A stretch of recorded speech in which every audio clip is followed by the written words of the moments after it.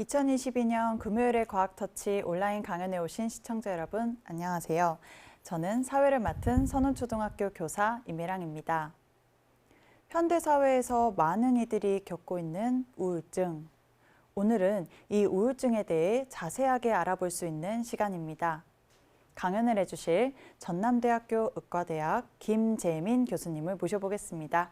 안녕하세요, 교수님. 안녕하세요. 안녕하십니까? 교수님, 오늘 몸에 병이 들면 왜 마음도 아플까요? 라는 주제로 강연을 해주신다 하셨는데요. 네. 오늘의 강연 내용 간단하게 소개 부탁드립니다. 네. 사람이 중병에 걸리고 몸에 통증이 오게 되면 마음이 편할 수가 없겠죠. 마음이 불편한 증상 중에서도 가장 흔히 나타나는 증상이 바로 우울 증상입니다. 근데 우울증이 동반되게 되면 사람의 삶의 질도 안 좋아지고요. 원래 가지고 있던 병의 애우도 나빠집니다. 그런데 병원에서는 이 신체 질환에 걸린 사람한테 우울 증상을 제대로 진단하거나 그에 따른 치료를 하거나 그런 경우가 매우 드뭅니다. 그래서 저는 오늘 이 점의 중요성을 부각시키기 위해서 몸이 아픈 사람들에서 우울증을 어떻게 평가하고 진단하고 그리고 치료하고 그 치료하면 그 결과가 어떻게 되는지 설명해 드리고자 합니다. 특히 저희 전남대학교 병원 연구진들이 했던 연구 결과를 중심으로 이를 말씀드리겠습니다. 네. 교수님의 간단한 설명을 들었는데 네. 전 모르는 분야가 정말 다양하구나라는 네. 거를 다시 한번 느끼는 순간이었습니다. 강의를 시작하기에 앞서 광주 금요일의 과학터치만의 이벤트를 안내해 드리겠습니다. 첫 번째는 우수질문 이벤트입니다. 실시간 강의를 들으시면서 어려워서 이해가 잘 안 가는 부분이나 궁금한 점이 생겼을 때 채팅창에 질문을 남겨주셨었는데요. 이렇게 라이브 방송 중에 실시간 채팅창에 질문을 올려주시는 시청자분들 중 3분을 선정하여 편의점 모바일 상품권 보내드립니다. 그러니 오늘도 궁금한 내용이 나오면 망설이지 마시고 질문 남겨주세요. 강연이 끝나고 질의응답하는 시간에 교수님과 이야기 나눠보도록 하겠습니다. 두 번째는 돌발 퀴즈 이벤트입니다. 강연 중 교수님께서 돌발 퀴즈를 내실 예정인데요. 이 퀴즈에 제일 먼저 정답을 맞춘 한 분께 모바일 상품권 보내드리니 오늘의 강연에도 집중해주세요. 금요일의 과학터치 강연 만족도 설문조사를 진행하고 있습니다. 화면에 있는 QR코드를 통해서 또는 채팅창에 올라와 있는 링크를 통해서 참여하실 수 있으며 많은 참여 부탁드립니다.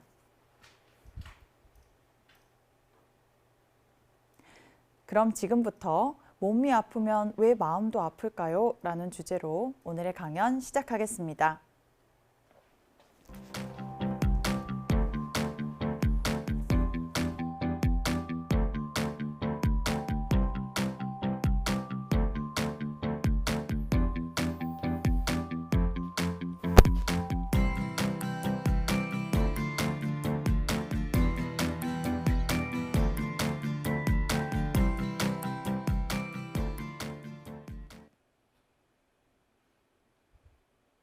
네, 여러분 안녕하세요. 오늘 강의를 진행하고자 합니다. 먼저 우울증이 어떤 병인지 간단히 설명드릴게요. 우울증이라는 것은 여기 그림에 표현된 것처럼 사람이 마음이 슬프고 가라앉아서 울고 싶고 그 옆에 그림처럼 평소 재미있게 보거나 느꼈던 것들을 전혀 재미있게 느끼지 못하고요. 그러면서 입맛이 떨어져서 체중이 감소하고 그리고 평소 즐겨야 했던 축구나 놀이 활동들을 기력이 전혀 없어서 하지 못하고 밤에는 잠이 잘 오지 않아요. 그래서 마음이 슬프고 재미도 없고 입맛도 떨어지고 잠도 안 오기 때문에 죽음에 대해 생각하게 되는 경우를 우울증이라고 합니다. 하지만 사람이 안 좋은 일 있으면 잠시 우울할 수도 있는데요. 그걸 우울증이라고 하지는 않고요. 이와 같은 증상들이 하루에 대부분 2주일 이상 연속되는 경우에 우울증이라고 합니다.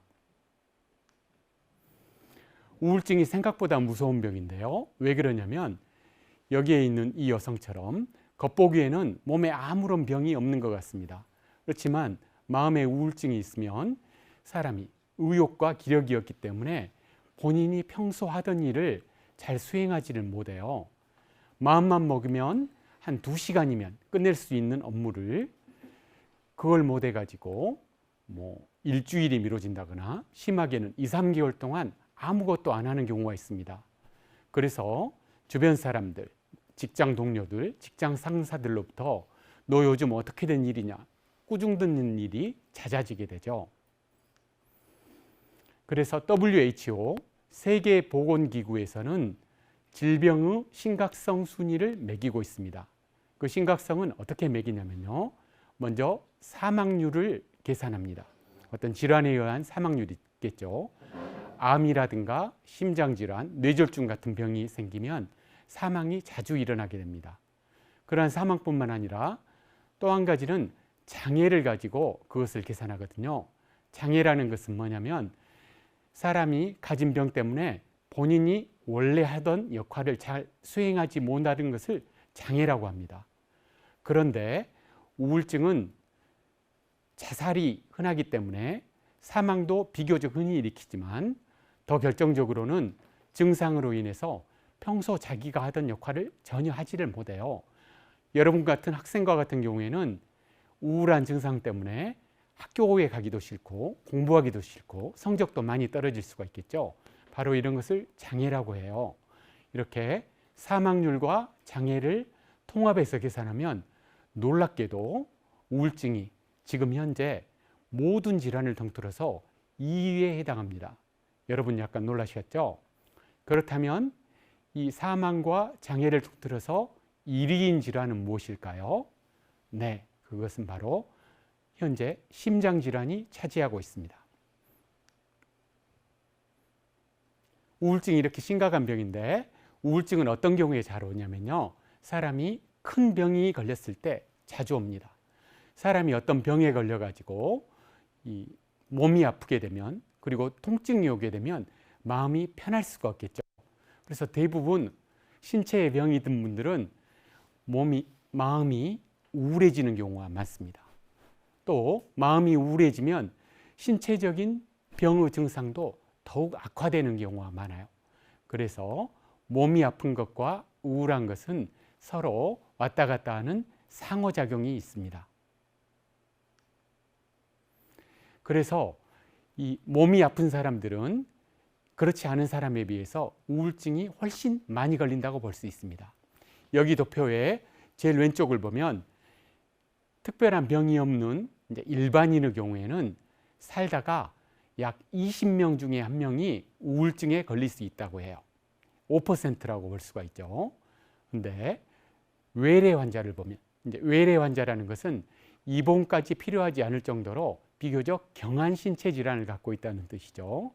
외래 환자들은 10명 중에 1명, 즉 10%가 우울 증상을 갖고 있다는 거예요. 즉 몸이 아프지 않은 환자에 비해서 몸이 아프지 않은 사람에 비해서 2배 정도 우울증을 가질 확률이 늘어나게 되죠. 그런데 어떤 병이 심해서 입원까지 한 환자는 약 15%가 우울증에 걸린다고 합니다. 그래서 심한 병에 걸릴수록 우울증에 걸릴 확률이 더 높아진다는 것이죠. 이것은 기존 연구자들이 아주 예전부터 반복적으로 연구를 해서 나온 거의 진실과 같은 연구 결과입니다. 이제 개별 신체 질환별로 보면요. 제가 아까 처음에 사망률에 대해서 잠깐 설명드렸는데 사망률이 가장 높은 질환은 암이에요. 그 다음으로 뇌졸중과 관동맥증후군은 심장질환을 말하거든요. 뇌졸중과 심장질환이 2, 3위를 다툽니다. 세계 거의 모든 나라에서 그러는데요. 이렇게 사망률이 높은 심각한 신체 질환에서는 우울 증상의 유병률이 더 높아져요. 일반인이 5%라고 했죠. 암, 뇌졸중, 심장질환과 같이 굉장히 심각한 질환은 약 5배, 약 25%, 4명 중에 1명이 우울 증상을 가지고 있는 것으로 알려져 있습니다. 이렇게 신체 질환을 가지면 우울증이 많이 생기는 이유는 무엇일까요? 두 가지 이유로 크게 생각할 수가 있습니다. 어떤 사람이 살다가 갑자기 암에 걸렸다는 진단을 받거나 아니면 갑자기 뇌졸중에 걸려서 쓰러졌거나 아니면 등산이나 운동을 하다가 심장 질환이 발생해서 이 의식을 잃거나 이런 경우에 이제 그 사람들이 이제 병원에 가서 의식을 되찾게 되면 본인이 그러한 곧 죽을지도 모른다는 그런 심각의 질환에 걸렸다는 심한 심리적 충격을 받게 됩니다. 사람이 심리적 충격을 받게 되면 기분이 보통 우울해지죠. 그것은 마치 사람이 심한 스트레스를 받았을 때 기분이 우울해지는 거나 마찬가지입니다. 심한 스트레스라는 것은 예를 들어서 경제적으로 큰 손실, 예를 들어서 주식 투자를 했는데 몇억 원을 잃었거나 아니면 주변에 매우 가까운 사람이 사망했거나 가장 최근 들어서는 이태원에서 큰 사고가 있었죠. 그럴 때 자기 가족이 거기서 운명을 달려있거나 그런 스트레스를 받았을 때 사람이 우울해지는 거나 마찬가지 원리입니다. 그래서 큰 병에 걸렸다는 심리적 충격이 먼저 큰 원인이 되고요. 또 다른 원인으로는 이 신체 질환을 치료하는 약물이라든가 신체 질환이 생겼을 때 몸에 여러 가지 변화가 일어날 수가 있어요. 예를 들어서 대부분의 신체 질환에서 몸에 염증 반응이 생기거든요. 근데 그 염증 반응이 뇌에서는 우울감을 자주 일으킨다고 그래요. 그래서 그 신체 질환 자체나 아니면 그 신체 질환으로 인해서 먹는 약물, 예를 들면 우리가 암 환자들이 항암 치료를 받게 되면 머리카락이 빠지고 잠이 안 오고 토하고 굉장히 괴로운 증상이 일어나게 되죠. 그러한 약물의 부작용으로 인해서 사람이 또 우울해질 수가 있어요. 이런 이유로 신체 질환에는 우울증이 보다 흔히 일어납니다. 이 우울증이 흔히 일어나면 이제 어떤 결과가 또 초래되게 되냐면요. 여기 글자가 작아서 잘 안 보이시겠지만 이제 란셋이라는 의학 저널이 있습니다. 여기서 잠깐 제가 의학 저널에 대해서 좀 설명을 드릴게요. 이제 의학 저널에도 아주 좋은 저널과 평범한 저널들이 있습니다. 그것은 마치 예를 들어서 야구 경기 같은 경우도 평상시에 하는 경기하고 지금 우리나라에서는 코리안 시리즈라고 해서 이제 이 평상시에 했던 팀 중에서 1위, 2위끼리 맞붙어서 누가 최고인가 우열을 가르는 경기가 있죠. 그런 것보다 그 해를 마무리 짓는 최고 경기라고 할 수 있지 않겠어요?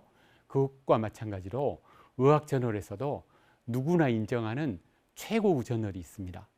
특히 저 같은 환자를 직접 보는 임상 의사들이 꿈꾸는 저널들이 있어요. 보통 3개가 있는데요. 미국에서 발행되는 NEJM이라는 저널이 있고요. 자마라는 저널이 있습니다. 그리고 영국에서는 이 란셋이라는 저널이 있어요.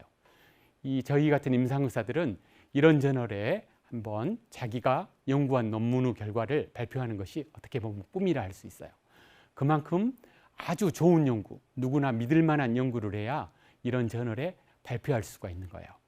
그래서 이 저널에 나온 연구 결과들은 상당히 믿을 만한 내용이겠죠. 그래서 2007년도에 세계적으로 여러 연구자들이 이제 연구 결과를 모아서 발표한 내용이 있는데요. 매우 흥미있는 내용이에요. 사람의 행복 지수를 한번 계산을 해봤거든요.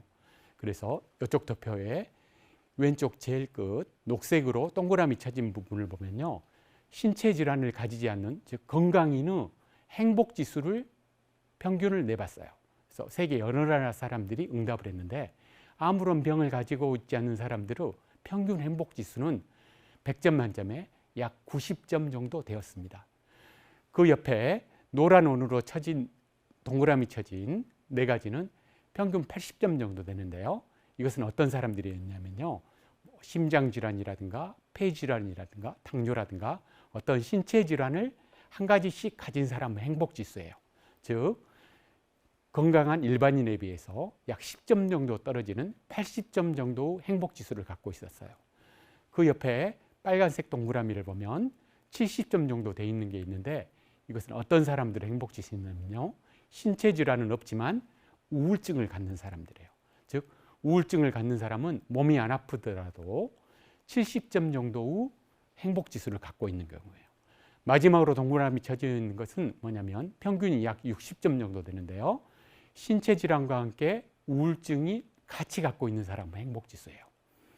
즉 사람의 행복 정도는 신체 질환이 갖고 있으면 약 10점 정도 떨어지고요. 우울증을 갖고 있으면 그 사람보다 약 10점 떨어지고요. 신체 질환과 우울증이 같이 있으면 거기에서 또 10점 떨어지는, 어떻게 보면 가장 불행한 행복지수를 갖고 있다고 할 수 있죠. 이 연구가 시사하는 점은 뭐냐면 우울증이라는 것이 사람의 행복을 얼마나 많이 갉아먹을 수 있는지, 그것을 시사하는 연구 결과입니다.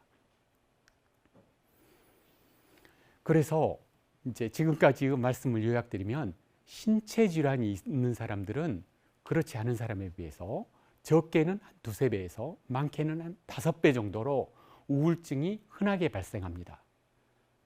그것뿐만 아니라 그 사람의 행복지수도 굉장히 낮아지는 것이죠. 그렇다면 누구라도 그렇게 생각하지 않겠어요?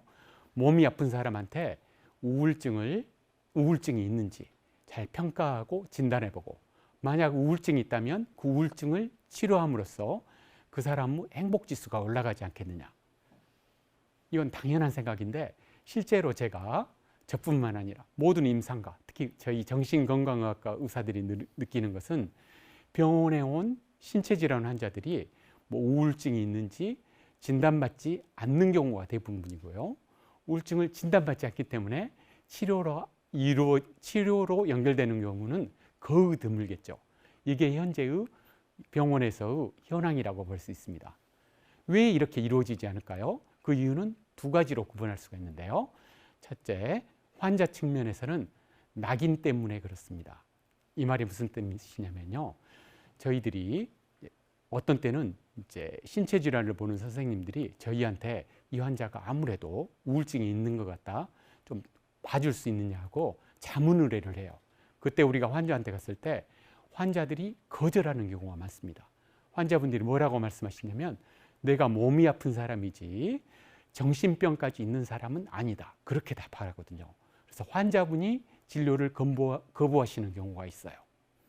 그리고 또 한 가지 경우는 의료진들께서 말입니다. 예를 들어서 심장 질환으로 병원에 입원했다면 이제 그만큼 심각한 질환을 앓기 때문에 이 사람이 지금 좀 우울하고 쓸쓸해지고 풀이 죽는 것은 당연한 반응 아니냐, 그렇게 생각하시는 경우가 많아요. 그래서 이러한 2가지 경우 때문에 정말 중요한 신체 질환에 동반된 우울증의 진단과 치료가 잘 이루어지지 않고 있어요. 저는 이 점에 대해서 참 안타깝게 생각합니다. 그래서 저는 이제 지금까지 정신건강의학과 의사로 일하면서 우울장애에 대해서 주로 연구를 해왔거든요. 그림 왼쪽에 보면 이것은 제가 저희 정신과 외래라든가 입원한 그냥 신체 질환과 특별히 상관없이 우울증을 알아서 이제 온 환자들에 대해서 연구하고 있는 내용이에요. 이제 우울증의 증상이라든가 우울증의 형태에 따라서 어떻게 하면 환자에게 최적의 진료를 제공할 수 있을까? 그래서 국내외 여러 연구진과 협업하여 그 연구 진단과 치료 방법을 찾고 있습니다. 그것이 하나의 큰 축이고요. 그다음에 바로 여기 있는 이 그림은 뭐냐면요. 제가 신체 질환이 있는 사람들에서 우울증을 진단하고 치료하는 그것에 대한 연구를 하고 있어요. 아까도 말씀드렸듯이 신체 질환 중에서도 특히 사망률이 높은 질환인 심장질환, 뇌졸중, 암 환자, 그리고 신체 손상 환자들을 지금까지 약 10,000여 명을 만나서 우울증을 진단하고 치료하는 기술을 개발하고 있어요. 그 중에서도 저는 오늘 이 심장질환을 가진 환자들을 대상으로 제가 한 연구 결과를 중심으로 이제 말씀을 드릴 거예요. 아까도 말씀드렸듯이 심장질환이라는 것은 WHO 세계보건기구가 정한 질병 심각성 순위에서 1위인 질환입니다. 당연히 사망률이 높겠죠. 그리고 심장질환으로 인한 합병증으로 인해서 이분들의 여러 일상생활이 제한돼요. 그래서 우리나라뿐만 아니라 세계적으로도 가장 치료 후 관심이 대상이 되는 그런 질환입니다. 당연히 심장질환자에서 우울증이 굉장히 많이 일어나겠죠. 일반인의 적게는 3배, 연구자에 따라서 많게는 5배 정도 우울증이 흔히 일어납니다. 왜 흔하게 일어나는지 아까 잠시 설명드렸죠. 이 심장질환을 겪은 사람들을 제가 직접 만나보면요. 그분들이 심장 발작을 입고 와서 병원에서 시술을 받고 깨어난 다음에 대부분 보이는 심리적 반응이 내가 지금까지 어떻게 살아왔길래, 어떤 잘못을 저질렀길래, 무슨 죄를 지었길래 이런 병을 갖게 됐느냐, 그런 죄책감을 갖게 되면서 우울해지는 경우가 많습니다. 네, 이제 심장 질환이 굉장히 중요한 질환이다 보니까 거기에 우울증이 동반됐을 때 어떠한 결과를 낳게 되는지 1980, 90년대부터 해서 지금까지 아주 많은 수천 편의 연구가 이루어졌어요. 그래서 지금까지 나온 사실 팩트들을 보면요, 여기 그림을 보면 이제 이 녹색 선이 심장 질환 환자 중에 우울증이 동반된 경우고요, 위에 빨간 줄은 동반되지 않는 경우입니다. 그래서 심장질환이라는 것은 처음에 시술을 해서 심장질환이 이제 다시 발생하지 않도록 어떤 조처를 하는데, 운없게도 이 병은 재발을 잘하는 질환이죠. 근데 우울증이 동반됐느냐 안 됐느냐에 따라서 재발률을 계산해 보니까요, 이 아래로 많이 내려올수록 재발을 많이 했다는 뜻입니다. 우울증이 동반되지 않은 경우에는 별로 그렇게까지 많이 재발을 하지 않았죠. 근데 우울증이 동반되면 그것에 비해서 한 3배, 4배 정도 재발률이 증가하게 됩니다. 심장질환이 재발하게 되면 그만큼 치료하기도 어렵고 사망률도 증가하게 되겠죠. 이것은 재발률이 아니라 사망률을 따져본 것인데요. 이 그래프는 반대예요. 밑에 점선이 그냥 심장질환만 있는 환자의 경우고, 위에 실선이 심장질환에 우울증이 동반된 경우입니다. 우울증이 동반되면 그렇지 않은 심장질환 환자에 비해서 심장질환으로 인한 사망률이 역시 4배 내지 5배 정도 올라가는 그런 결과를 보였어요. 지금까지 많은 연구가 이것을 지칭하고 있습니다. 그렇다면 여기서 제가 돌발 퀴즈를 하나 내볼게요. 세계보건기구 WHO에서 주요 사망과 장애를 일으키는 정도에 따라서 질병 심각성 순위를 매기고 있다고 했죠. 그렇다면 2022년 현재 우울증은 모든 질환 중 몇 위일까요? 알아맞혀 보세요. 이제 심장질환과 우울증과의 어떤 관계에 대해서 요약을 해볼게요. 말씀드린 바와 같이 우울증은 인간에게 많은 고통을 주는 질환입니다. 사람의 행복지수를 떨어뜨리는 그런 질환이라고 했죠. 그리고 그 사람의 역할 수행을 전보다 못하기 때문에 주변 사람한테 꾸지람을 듣고 이제 야단을 듣고 그러는 경우가 많아요. 근데 심장질환뿐만 아니라 대부분의 심각한 신체질환에서 마찬가지예요. 이러한 우울 증상은 3배 내지 5배 일반인에 비해서 흔하게 나타나요. 그뿐만 아니라 원래 가지고 있던 신체질환, 즉 심장질환의 증상의 경과 및 애후에 안 좋은 영향을 미쳐요. 재발률과 사망률이 너다섯 배 올라간다고 했죠. 그렇다면 이제 저희 의사들은 어떠한 이것에 대한 대책을 가질 수 있을까요? 꼭 저희 의사들뿐만 아니라 여러분들도 이러한 질문을 할 수 있겠죠. 이 신체질환, 심장질환에 동반된 우울증을 도대체 어떻게 치료하면 좋을 것인가? 그리고 그 우울증을 치료함으로써 원래 가지고 있던 심장질환의 애후, 즉 재발률 및 사망률이 좀 더 나아질 것인가? 이런 질문을 할 수가 있어요. 그래서 지금까지 이 질문에 대답하기 위해서 몇몇 연구자들이 이에 대한 연구를 시행했습니다. 아까 말씀드린 바와 같이 여기 위에 빨간색으로 자마, 이것은 미국 의학협회 저널이에요. 임상의학자들이 꿈꾸는 3대 저널 중에 하나라겠죠. 이 심장 질환에 동반된 우울증은 굉장히 중요한 어떤 사항이기 때문에 이렇게 좋은 저널에 발표가 됐습니다. 최초 연구가 2002년에 심장 질환에 동반된 우울증을 항우울제를 씀으로써 치료할 수 있을 것인가 하는 연구가 시행이 됐어요. 미국의 글라스만이라는 연구자가 여기 보면 서트랄린이라는 약을 있죠. 플라시보라는 것은 가짜약, 위약이라는 뜻이에요. 이 항우울제와 위약과의 대조 연구를 했습니다. 그래서 그 결과를 봤더니 여러분 여기 봐보세요. 여러분 P-밸류가 혹시 뭔지 아세요? 이제 이 약을 쓴 군과 위약을 쓴 군 사이에 차이가 있는지를 나타내는 지표예요. 보통 이게 0.05 이하여야 유효하다고 생각합니다. 근데 이 연구 결과에서는 결과를 봤더니 0.140과 같이 이 약과 이 위약 사이에 특별한 차이가 없다는 결과도 있고 일부 연구가 있더라도 거의 0.05에 가까운 애매한 결과가 나타났어요. 그렇지만 그때까지만 해도 심장질환에 동반된 우울증에 관한 최초 치료 연구였기 때문에 결론을 이 정도로 내릴 수 있었어요. 서트랄린이라는 항우울제는 효과가 확실하지는 않지만 그 외에 사용할 수 있는 약이 별로 없기 때문에 그래도 심장질환에 동반된 우울증 환자에서 사용해 볼 수는 있겠다. 이 정도 결론이 이 저널에 발표가 됐습니다. 그 뒤에 레스퍼런스라는 연구자가 역시 약 5년 후에 자마라는 미국 의학협회지에 또 다른 연구 결과를 발표했어요. 두 번째 연구 결과였죠. 이번에는 빨간색으로 칠해졌는데 시탈로프람이라는 항우울제가 있어요. 이 항우울제를 가지고 위약과 대조한 임상 연구를 했습니다. 이 연구에서는 연구 결과가 아주 잘 나왔어요. 즉 시탈로프람이 심장질환에 동반된 우울증에 분명한 효과가 있었다는 것이죠. 그래서 이제 이 연구 결과가 발표되고 나서는 이제 앞서 말씀드린 서트랄린보다는 이 심장질환에 동반된 우울증에 시탈로프람을 사용하면 되지 않을까 그렇게 생각하고 여러 임상가들이 실제 사용했습니다.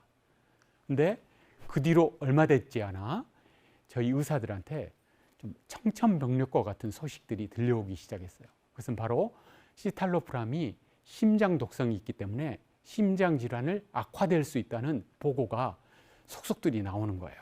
그래서 여러 연구 결과가 들이 그것을 지칭을 하고요. 드디어 급기야는 이것은 여러분 미국 FDA라고 하시나요? 미국 식약청인데 미국에서 나오는 식품과 이제 약의 이제 효과와 안정성에 대해서 판정을 하고 약이 시판 가능한지 그것을 판정하는 기관입니다. 우리나라에도 식약청이 있죠. 미국 FDA에서 여기 셀렉사라고 적어져 있는데 이 셀렉사가 바로 시탈로프람의 상품명입니다. 이 시탈로프람은 심장 독성을 일으킬 수 있기 때문에 주의해서 사용해야 된다.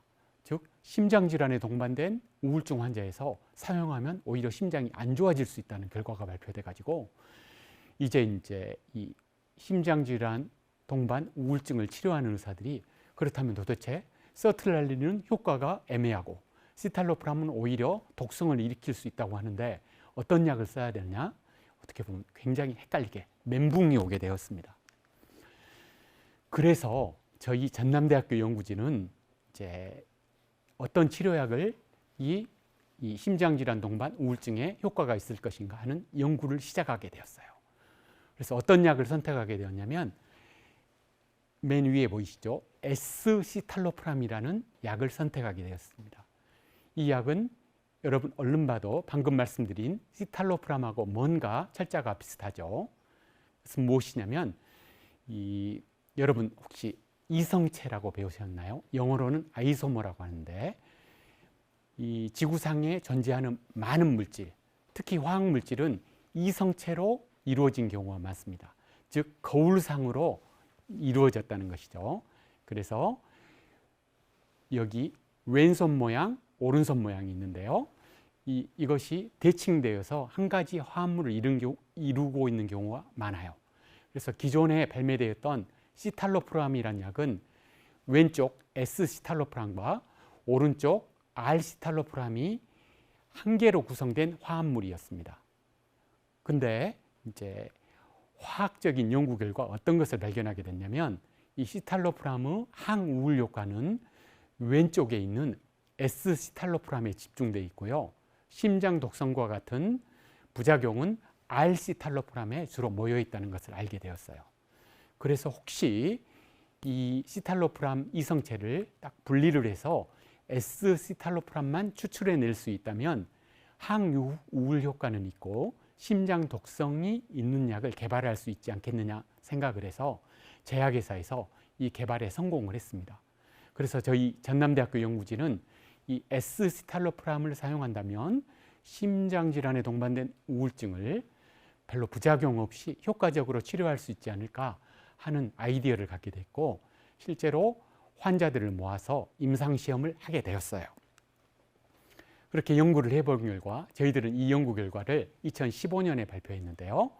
이 왼쪽 그림 보시면 이 아래 파란색 실선이 S시탈로프람을 썼을 때 우울 증상의 정도가 떨어지는 것을 의미합니다. 빨간색은 위약이에요. 즉 S시탈로프람이 우울 증상을 감소시키는데 굉장히 큰 유효한 효과를 있다는 것을 발견하게 되었어요. 저희들이 이 약을 24주, 6개월 동안 환자한테 썼는데 6개월 동안 효과가 있었어요. 그다음에 여기 이제 이 청소년 여러분은 잘 모르는 내용이 될 수가 있어요. 근데 심장에 심전도 검사를 할 수가 있거든요. 심전도 결과 중에서 이 심장 독성을 나타내는 지표가 있습니다. 그래서 저희들이 위약과 S시탈로프람이 심장 독성에 얼마나 차이 있는 결과를 이제 독성을 나타내는지 이제 조사를 해봤는데 S시탈로프람은 처음에 예상했던 대로 심장 독성을 전혀 일으키지가 않았어요. 이 결과, 저희 연구 결과를 종합하면 S시탈로프람이 심장질환에 동반된 우울증에 효과적으로 사용할 수 있고요. 그리고 심장 독성이 없이 안전하게 사용할 수 있다. 그런 결론을 내릴 수가 있었어요. 그래서 현재도 많은 이 심장질환 동반 우울증을 보는 의사 선생님들이 우선적으로 선택하는 약이 바로 저희 연구 결과에 입각해서 S시탈로프람을 세계적으로 많이 사용하게 되었습니다. 저희들이 추가적으로 발견한 결과는 뭐냐면요. 저희들이 약을 6개월만 사용하고 그 뒤로 끊었거든요. 근데 1년 후에 혹시 그 결과가 어떻게 되는가 봤더니 1년 후에도요. 위약과 역시 유효한 차이가 있게끔 우울 증상의 차이가 있었어요. 즉 약을 6개월만 사용하더라도 나머지 6개월 동안 약을 안 주더라도 항우울 효과가 지속되는 그런 결과였어요. 그래서 6개월만 제대로 치료하더라도 그 뒤로 우울 증상이 계속 개선된 상태로 유지가 된다. 그런 발견을 하게 되었고요. 저희들이 또 한 가지는 아까 란셋이라는 저널 이제 의학 잡지에 이 우울증이 동반되면 행복 지수가 떨어진다고 했잖아요. 그래서 이분들의 행복 지수, 다른 말로 하면 삶의 질이라고 표현할 수 있는데요. 삶의 질은 어떻게 되는가 이것에 대한 조사를 해봤는데요. 이 S시탈로프람이라는 항우울제로 우울 증상을 잘 치료하게 되면요. 그분들이 심장질환 후에 1년 후에 삶의 질도 이 위약으로 치료한 분에 비해서 훨씬 더 낫다는 이런 결과를 얻게 되었어요. 종합하면 심장질환이 동반된 우울증 환자에서 그것을 우울증을 잘 진단해서 S시탈로프람으로 6개월간 치료하면요. 우울 증상이 개선될 뿐만 아니라 그것이 1년까지 유지되고 1년 후에 그 사람의 행복지수도 올라가는 그런 결과예요. 그래서 아까 참 중간에 말씀드린 이제 중요한 질문 중에 한 가지는 저희들이 먼저 답을 하게 되었죠. 즉 심장질환에 동반된 우울증을 어떻게 치료할 것인가. S시탈로프람으로 치료를 하면 된다. 그것에 대한 답을 했고요. 두 번째 질문은 바로 이거였죠. 그렇다면 과연 우울증을 치료함으로써 심장질환의 애우가 개선될 수 있을까? 이것에 대한 지금까지 연구 결과는 딱 한 가지밖에 없어요. 아까 글라스만이라는 연구자가 2002년도에 자마라는 의학저널에 발표를 했었죠. 좀 애매한 결과였다겠죠. 그 서트랄린 가지고 그 쓴 사람들에 대해서 약 6년 동안 사망률을 비교해 봤어요. 근데 여기 그래프에서 보듯이 그래프가 거의 평행하게 가죠. 서트랄린을 사용한 군하고 이 약을 사용한 군 사이에 사망률에서 거의 유효한 차이가 없었습니다. 아마도 서트랄린이 항우울 효과 자체가 애매하기 때문에 사망률에도 큰 차이가 없었던 것 같아요. 그 뒤로 2007년도에 발표된 이제 자마 저널에서 시탈로프람이 효과적이었다고 했죠. 근데 이 시탈로프람에 대해서는 재발률이나 사망률에 대한 연구 결과가 아예 발표되지가 않았어요. 아까 말씀드린 대로 미국 FDA에서 이 약의 사용을 제한했기 때문인지 후속 연구 결과 자체가 없었습니다. 그래서 저희 연구진은 아까 S시탈로프람을 쓴 군과 위약을 쓴 군 사이에 재발률과 사망률을 비교해보는 그런 임상시험을 하게 됐어요. 저희들은 심장질환이 처음 생기고 나서부터 여 밑에 여러분 0, 1, 2, 3, 4부터 12까지 보이죠. 12년 동안 환자들을 추적조사했습니다. 그랬더니 S시탈로프람을 쓴 군에서 위약을 쓴 군에 비해 재발률 및 사망률이 유효하게 떨어지는 것을 발표하게 됐어요. 이 연구 결과가 발표된 저널이 어디죠? 왼쪽 제일 끝에 있죠. 제가 자랑스럽게 3대 임상의학 저널 중에 하나인 자마에 저희 연구 결과를 발표하게 되었습니다. 그래서 그 저널 사무실에서 저희 연구 결과를 이렇게 보기 좋게 일목요연하게 정리를 해줬어요. 제일 왼쪽부터 보시면 약 300명의 환자에 대해서 181명이 남자고 119명이 여자였죠. 왼쪽 아래 보시면 항구구 한 병원, 여기는 전남대학교 병원을 말합니다. 이 사람들에 대해서 심장질환에 대한 동반된 우울증 환자에 대해서 S시탈로프람과 플라시보를 써서 이제 치료를 했고, 그분들에 대해서 약 12년 동안 추적 관찰을 해봤더니 S시탈로프람 항우울제로 치료한 군에서는 약 40%에서 재발과 사망을 했고, 위약을 쓴 군에서는 54%에서 재발을 했습니다. 그래서 항우울제를 쓰면 재발률 및 사망률을 약 30% 이상 낮출 수 있다는 이런 연구 결과를 가지게 되었어요. 그래서 지금까지 제 말씀을 이제 요약을 드릴게요. 심장 질환을 비롯한 신체 질환자에서 우울증은 흔하게 나타나요. 3배 내지 5배. 그것뿐만 아니라 부정적인 영향을 끼친다고 했죠. 행복 지수를 낮추고 애후의 부정적인 영향, 즉 재발률 및 사망률을 높이게 됩니다. 그런데 이 신체 질환에 동반된 우울증을 정확하게 평가하고 진단하고 적절하게 치료를 하면 우울 증상이 좋아질 뿐만 아니라 그분들의 삶의 질과 행복 지수가 개선이 되고요.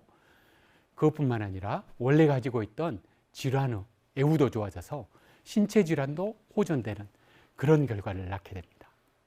감사합니다.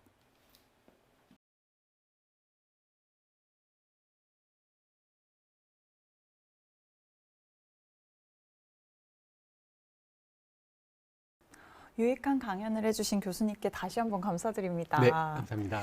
교수님, 오늘 이렇게 네. 온라인 강연 해보신 소감 어떠셨을까요? 네, 저로서는 이 온라인 강의는 비교적 생소한 일이에요. 제가 주로 강의하는 대상은 의과대 학생이나 아니면 학회에서 이제 전문가 그룹에게 강의를 했는데요.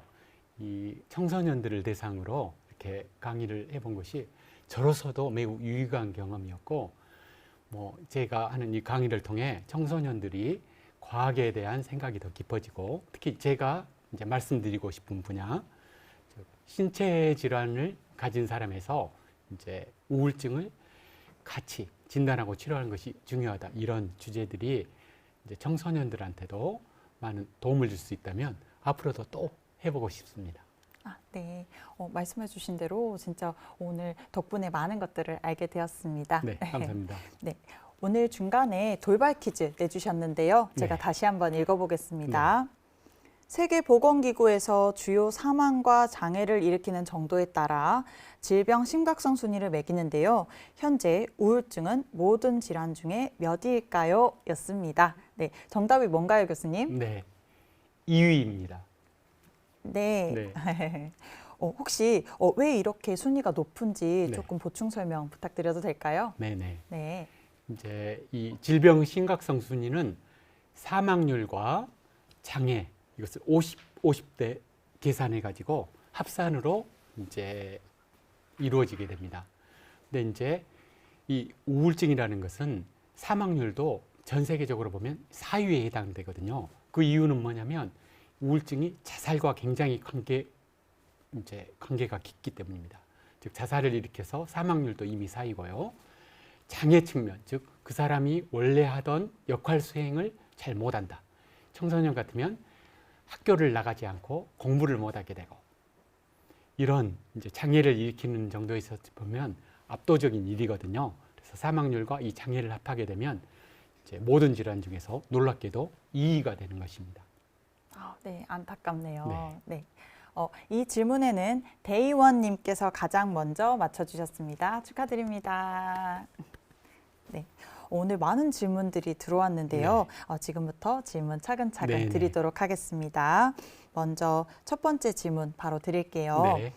코스모스님께서 남겨주셨어요. 네. 요즘 마음이 아픈 사람이 많다고 하는데 네. 주변 사람들 중에 마음이 아픈 사람인지 아닌지 구별할 수 있는 가장 큰 특징이 있을까요, 교수님? 네네. 이 이제 마음이 아픈 것은 일시적으로 아플 수도 있지만 그분이 치료 후 대상이 될 정도로 심한 질병인지 아닌지는 이제 방금 전에도 설명드렸지만 그 사람이 평소에 하던 이제 역할 수행을 하느냐 못하느냐 그것에 따라서 판별할 수가 있습니다. 학생들 같으면 친구들하고 관계가 멀어져 가지고 완전히 혼자 따돌림 받고 지낸다든지 아니면 공부를 잘하던 학생이 성적이 아예 떨어져 버린다든지 아니면 학교를 전혀 나가지 않으려고 한다든지 그런 것들이 주요 증상이 될 수 있고요. 주부 같으면 주부로서 역할을 전혀 못 해버려요. 뭐 집에서 하시던 빨래, 뭐 밥 차리고 아이들 돌보고 이런 기능을 전혀 못 해버리고요. 직장인 같으면 일을 못 해가지고 일이 산더미처럼 쌓여버리고 이런 이제 결과를 낳게 되거든요. 그래서 평소 하던 역할 수행을 제대로 못한 경우 그러면서 기분이 안 좋은 것처럼 보이는 경우 그럴 때는 치료가 필요할 정도의 우울증이라고 판단할 수 있겠습니다. 네, 기존에 했던 역할들을 수행하지 못할 때 우울증을 한번 의심해 보면 좋을 것 같습니다. 네. 네, 다음 질문 이어서 드리겠습니다. 네. 최은영님께서 남겨주셨어요. 네. 몸이 아프면 우울해지고 우울하면 움직이기가 싫은데요. 그럼 운동도 하기 싫어서 몸의 건강도 악화되는 그런 악순환이 생길 것 같습니다. 이런 악순환은 어떻게 끊어야 할까요? 네. 아주 좋은 질문입니다. 그것보다 우리가 우울증의 이제 나선이라고 하는데요. 방금 말씀하신 것 같이 몸이 아프면 우울하게 되고 우울하게 되면 움직이기 싫고 움직이기 싫으면 병원하기도 싫고 약도 먹기 싫고 그러다 보면 더 우울해지고 이렇게 하강곡선을 그리게 되는 것이 대부분입니다. 그런데 이제 이 악순환을 끊으려면 뭔가 계기가 있어야 돼요. 그래서 이제 이 본인이 이제 노력해서 이것을 할 수 있다면 좋겠지만 그렇게 되지 않는 경우가 많습니다. 그래서 이제 그것을 끊기 위해서는 대부분의 경우에 의학적인 치료가 필요한 경우가 많아요. 그리고 현대 정신의학에서는 그 의학적 치료의 약 4분의 3 이상을 담당하는 것이 약물 치료입니다. 항우울제 치료입니다. 항우울제를 통해서 이렇게 하강곡선을 그리던 악순환을 어느 정도 잡아주고 그것을 상승곡선으로 일으키게 되면요. 다시 약 먹고 싶은 마음이 생기고 움직이고 싶은 마음이 생기고 우울감이 줄어들고 그러면 신체 질환도 더 호전되고 이런 상승곡선을 그릴 수가 있거든요. 그래서 이제 이 심각한 우울증의 경우 다른 어떤 것보다 병원으로 가서 의사 선생님과 상담 후 적절한 치료를 받는 것을 가장 권유드리고 싶습니다. 네, 자세하게 답변해 주셔서 감사합니다. 네. 방금 답변해 주신 거랑 비슷한 질문이 있어서 연결해서 드릴게요. 네. 정유라 님께서 남겨주셨는데요.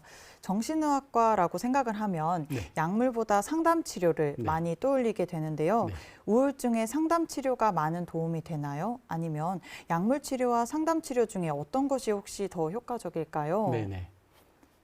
이것도 아주 좋은 질문입니다. 저희들이 이제 상담 치료도 물론 도움이 됩니다.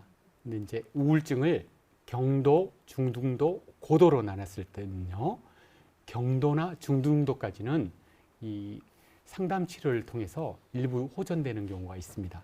그렇지만 대부분의 경우 중등도 이상의 우울증의 경우에는 상담 치료보다는 항우울제 치료가 도움이 되는 경우가 많습니다.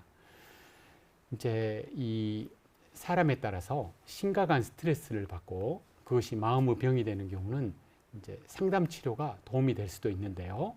이 상담 치료를 받는 경우라도 항우울제를 같이 복용했을 때 치료 효과가 상승되어서요, 보다 빨리 개선되는 경우가 많습니다. 이제 현대 정신의학에서 상담 치료는 어떤 이 정신 분석적 심리 상담보다는요, 보다 많이 이용되는 것은 인지 행동 치료라고 합니다.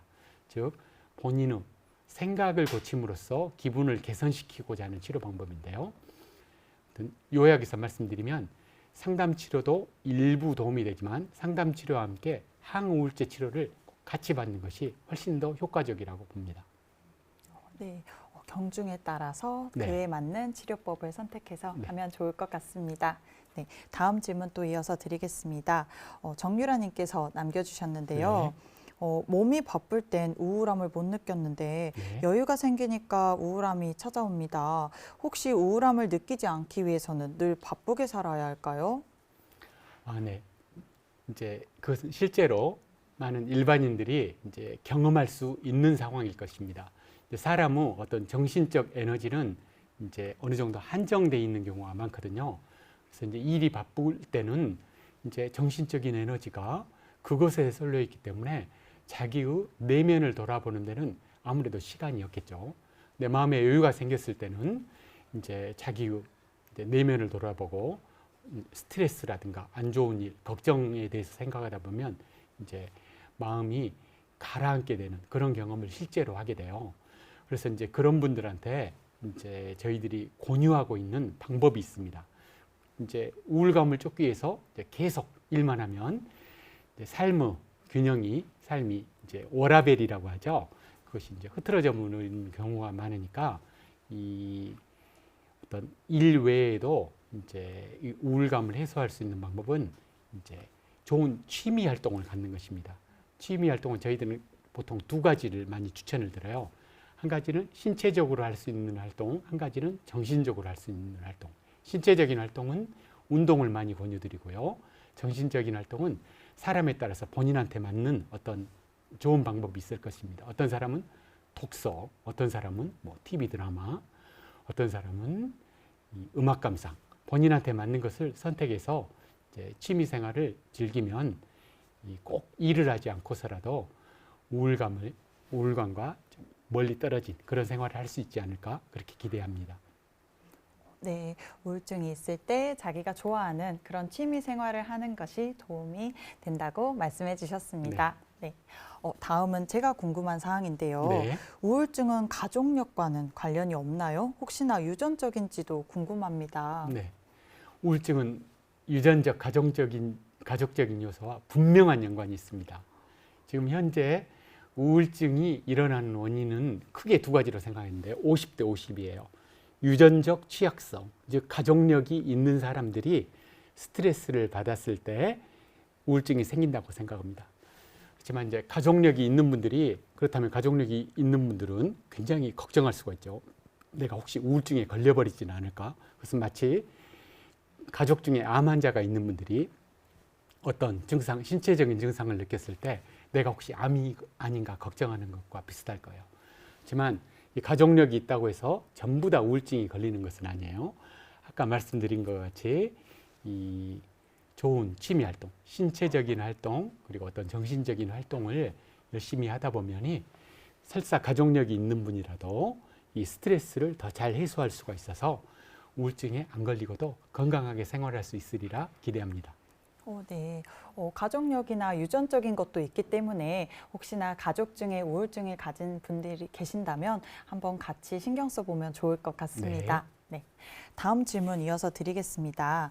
김효선 님께서 남겨주셨어요. 네. 우울증 외에 심장 질환을 높이는 정신 질환이 혹시 또 있을까요? 네, 이제 우울증이 가장 대표적인 질환입니다. 이제 심장 질환 교과서에서도요, 이제 심장 질환을 일으킬 수 있는 원인에 대해서 몇 개가 적어졌어요. 이제 대표적인 것이 고혈압, 당뇨, 고지혈증, 뭐 당연하겠죠. 그런 질환이 있을 때 심장 질환을 발병 확률이 높아지는데요. 거기에 또 하나 적어진 것이 우울증입니다. 우울증이 있는 사람들이 그렇지 않은 사람에 비해서 심장 질환이 일어날 확률이 2배 정도 된다고요. 또 하나 적어진 것이 있는데 그게 뭐냐면요. 타입 A 성격이라고 해서요. A형 성격을 말하는 건 그 뜻이 아닙니다. 타입 A 성격이라는 것은 뭐냐면 굉장히 성질이 급한 사람들 있죠. 운전할 때도 꼭 다른 사람을 앞질러 가야 되고 항상 경쟁적이고 뭔가 쫓기는 듯 살아가는 그런 성격을 가지신 분들이 있어요. 그런 성격을 가진 분들이 심장질환에 더 잘 걸리는 것으로 잘 알려져 있습니다. 그래서 혹시라도 본인이 그런 성격을 가지신 분이 있다면 본인 성격을 항상 좀 차분하게 누그러뜨리려고 노력을 하시는 것이 좋을 것 같아요. 네. 타입 A 성격. 저도 네. 순간 교수님이 아니라고 말씀하신 것처럼 A형인가 하고 생각을 했었는데 네, 그런 성격이라면 네. 심장 질환에도 영향을 미친다니 앞으로 네. 조심하면 좋을 것 같습니다. 네. 네, 다음 질문 드릴게요. 네. 달봉님께서 남겨주셨습니다. 우울증이 의심되는 경우 스스로 극복하기 위하여 우선 다양한 노력을 해보는 것이 좋을까요? 아니면 바로 병원에 방문해서 전문가의 도움을 받는 것이 좋을까요? 네, 이제 병행하는 것이 좋습니다. 이제 아까 말씀드린 것처럼 자기의 역할 수행에 심각한 장애가 있는 경우에는 이제 병원에 와서 치료부터 받는 것이 좋겠지만요. 아무튼 이 치료 여부에 상관없이 우울 증상의 개선에 분명히 도움이 되는 방법이 2가지 정도 있습니다. 개인적으로 노력해 볼 수 있는 방법이 첫째는 규칙적인 운동이에요. 그 규칙적인 운동이란 어느 정도 하는 운동을 말하냐면 일주일에 3번 이상, 한 번 할 때 30분 이상, 그리고 그 운동을 할 때 땀이 흐르는 경험이 할 정도 운동을 규칙적으로 하는 거고요. 2번째는 뭐냐면 독서를 하는 것입니다. 그게 2가지가 우울 증상 개선에 효과가 있다고 알려져 있습니다. 그것은 이제 어떻게 달리 생각해 보면 당연한 어떤 결론이라고 생각할 수가 있는데요.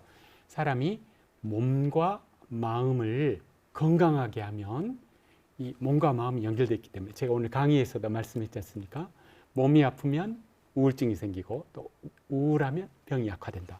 마찬가지로 몸과 마음을 건강하게 하면 우울 증상이 멀어집니다. 사람이 몸을 건강하게 하는 방법은 무엇일까요? 바로 운동을 하는 것이죠. 마음을 건강하게 하는 것은 무엇일까요? 바로 독서입니다.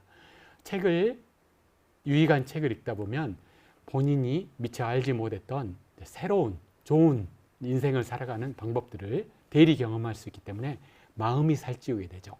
그래서 운동과 독서를 통해서 몸과 마음을 건강하게 한다면 이제 우울증 개선에 도움이 되고요. 그래서 우울증 치료를 받건 안 받건 개인적으로 할 수 있는 노력은 운동과 독서를 하시면 우울 증상 개선에 분명히 도움이 되리라고 생각합니다. 네. 운동 그리고 독서 이 2가지는 꼭 기억하면 좋을 것 같습니다. 네. 다음 질문 또 드리겠습니다. 박기성님께서 남겨주셨어요. 우울증과 관계가 규명된 심장질환 외에 혹시 다른 질환들이 또 있을까요? 네. 아까도 말씀드렸지만 이 사망률을 높이는 신체 질환들은 우울증하고 관계가 이미 많이 규명이 되어 있고요. 일단 사망률 1위인 이제 암이라는 질환이 있죠. 이제 암에 걸리신 분들은 암에 걸렸다는 충격, 그다음에 이제 항암 이제 치료와 같은 항암 이제 암에 대한 치료를 받으면서 겪는 갖가지 부작용 때문에 우울 증상을 흔히 경험합니다.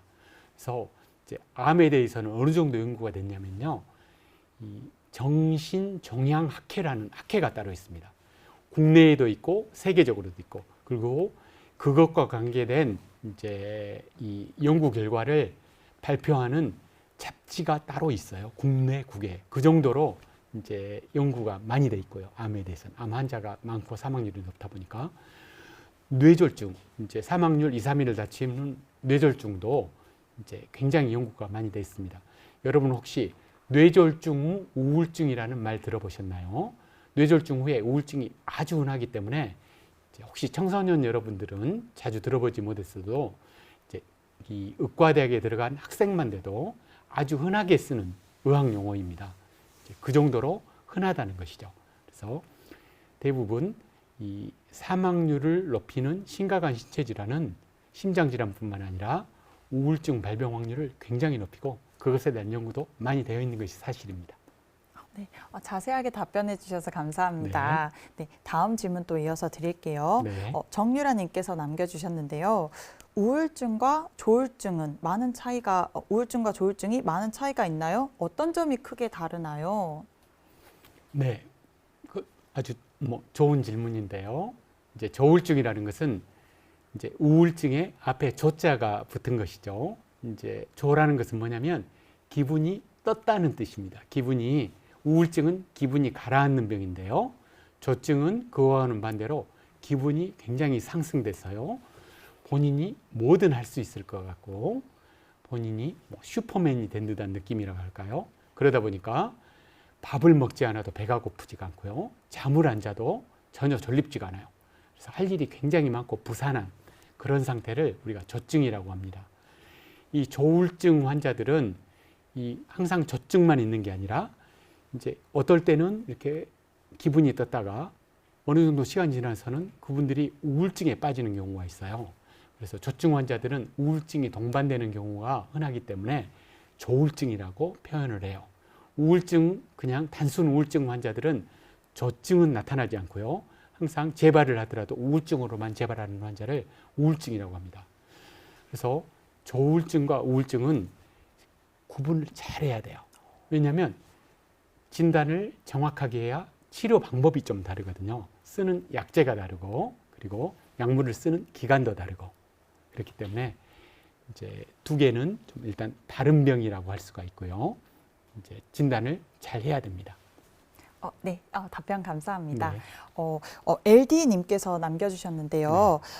살면서 누구나 받는 그런 스트레스랑 그다음에 우울증 구분은 혹시 어떻게 해야 할까요? 스트레스로 인해서도 저희가 무력감이나 우울한 감정이 올 수도 있잖아요. 네. 이제 사람이 스트레스를 받았을 때 이제 기분의 변화가 나타나는 것은 당연한 정상 반응이라고 생각하면 되실 것 같습니다. 이제 자기한테 안 좋은 일이 생겼을 때 기분이 처지고 나쁘고 우울하고 그런 것은 정상 반응이죠. 근데 그런 기분 반응하고 우울증하고 차이는 아까 말씀드린 것 같이 두 가지라고 볼 수 있습니다. 그러한 우울한 기분이 하루에 대부분 2주 이상 지속되는 경우고요. 또 한 가지는 그러한 기분으로 인해서 자기 역할 수행에 문제가 생겼을 때 그것은 우울증, 즉 병적인 치료 대상이 되는 병이라고 판단할 수가 있겠습니다. 그것까지 되지 않으면 그냥 스트레스를 받았을 때 일시적으로 나타나는 이제 우울 반응이라고 보시면 될 것 같고요. 네. 이제 마지막 질문 드릴게요. 혹시 우울증에 걸리지 않는 사람도 항우울제를 복용하면 질병 예후 개선 등의 이익 같은 걸 볼 수 있을까요? 네네. 이제 그것도 질문을 많이 받는데요. 그것은 이제 어떤 질문하고 비슷하냐면 이제 나이가 들어가면서 내가 치매를 예방하기 위해서 치매약을 먹으면 도움이 되지 않겠느냐 그런 질문하고 비슷하다고 할 수가 있어요. 근데 이제 저희 의사들이 약을 쓸 때는 이제 식약청, 즉 FDA에서 공인된 약을 쓰거든요. 공인된 약이라는 것은 약효만이 중요한 게 아니라 부작용도 중요해요. 아까 시탈로프람이라는 약이 항우울 효과는 있었지만 신장 독성이 있기 때문에 결국 사용 중지가 된 것처럼 이제 독성에 대해서 굉장히 주의를 해야 됩니다. 그래서 정상인이 그냥 본인 기분을 더 좋게 하기 위해서 항우울제를 먹는 것은 어떤 부작용이 나타날지 사실 잘 모르기 때문에 추천할 수 있는 방법은 아니라고 봅니다. 그냥 정상인이 본인 기분, 정신 건강을 이제 좋게 유지하고 싶다. 그런 분들한테는 약을 먹기보다는 아까 말씀드린 것 같이 규칙적인 운동과 독서를 권유드리고 싶어요. 네. 네. 이렇게 끝까지 자세하게 답변해 주셔서 감사합니다. 네. 오늘 이것으로 질의응답 시간을 마치도록 하겠습니다. 네. 오늘 우수 질문 이벤트에 선정되신 분은 LD님, 달봉님, 박기성님입니다. 축하드립니다. 다음 금요일의 과학터치 강연 안내입니다. 본 강연은 11월 18일 금요일 저녁 7시 유튜브 실시간으로 조선대학교 오현웅 교수님을 모시고 미래 스마트 이동체 신산업 분야의 혁신적 변화와 전망이라는 주제로 강연 예정입니다. 도입 강연은 수창초등학교 이호준 선생님께서 중력을 이기는 과학, 지지구조라는 주제로 강연 후 영상을 탑재하겠습니다. 많은 시청 부탁드립니다. 금요일의 과학터치 강연 만족도 설문조사를 진행하고 있습니다. 화면에 있는 QR코드를 통해서 또는 채팅창에 올라와 있는 링크를 통해서 참여하실 수 있으며 많은 참여 부탁드립니다. 오늘은 몸에 병이 들면 왜 마음도 아플까요? 라는 주제로 전남대학교 의과대학 김재민 교수님의 강연을 들어보았습니다. 교수님과는 여기서 끝인사 드리겠습니다. 감사합니다. 네, 감사합니다. 지금까지 시청해주신 여러분들 다음 강연으로 또 뵙겠습니다. 감사합니다. 감사합니다.